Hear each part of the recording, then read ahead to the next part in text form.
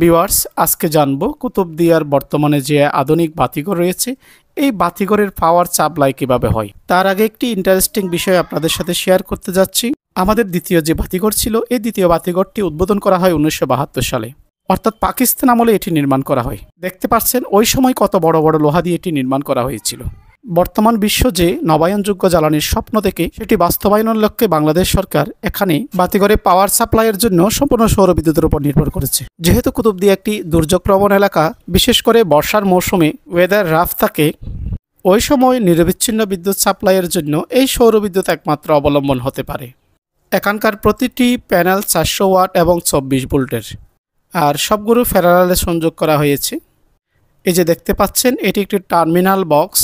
এখান থেকে বিদ্যুৎ চলে যায় সরাসরি ব্যাটারির মধ্যে এবং ব্যাটারি এটি জমা করে রাখে এবং নিরবিচ্ছিন্ন বিদ্যুৎ সাপ্লাই দেওয়া হয়। আগের বাতিঘরের চেয়ে এটি আরও বেশি দূরে আলো ছড়িয়ে দিতে পারে। দেখতে থাকুন, দেখতে দেখতে ভালো লেগে যাবে।